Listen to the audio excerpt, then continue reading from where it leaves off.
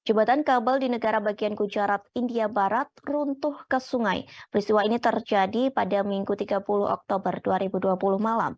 Akibatnya ratusan orang tercebur ke dalam air, sementara 132 orang tewas dan banyak yang terluka dalam insiden ini. Hal tersebut telah dikonfirmasi oleh Menteri Negara Har Sangvi.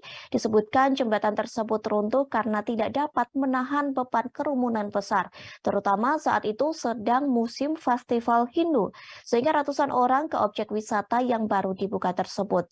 Sebelumnya, jembatan telah ditutup untuk renovasi selama hampir 6 bulan dan dibuka kembali hanya 4 hari yang lalu. Belum diketahui berapa banyak orang yang berada di jembatan sepanjang 232 meter itu. Namun, para pejabat khawatir jumlah korban tewas bisa terus meningkat. Kemudian, Sangvi mengatakan para tanggap darurat dan penyelamat bekerja semalaman untuk mencari para penyintas. Mereka yang tewas dan terluka sebagian besar adalah remaja, wanita, dan orang tua.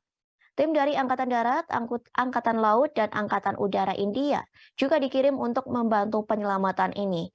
Bahkan video viral di media sosial memperlihatkan orang-orang berpegangan pada kabel logam dari jembatan yang sebagian sudah terendam. Hal tersebut dilakukan agar mereka tetap bisa bertahan hidup. Pasalnya, tim darurat dan penyelamat kesulitan mengevakuasi korban. Mereka harus menggunakan perahu dan ban karet untuk menjangkau korban. Beberapa orang terlihat berenang untuk menyelamatkan diri.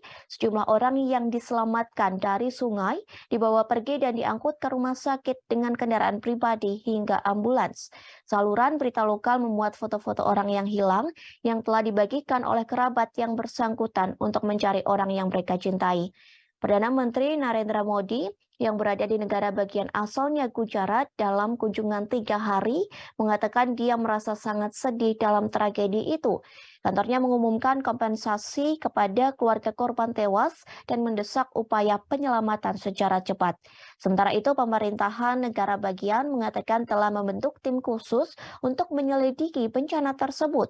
Pemungutan suara untuk pemerintah negara bagian Gujarat rencananya akan diadakan dalam beberapa bulan mendatang. Partai-partai oposisi menuntut penyelidikan atas keruntuhan itu.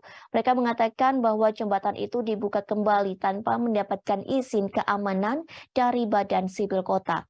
Runtuhnya jembatan menjadi bencana besar ketiga di Asia yang melibatkan banyak orang dalam sebulan.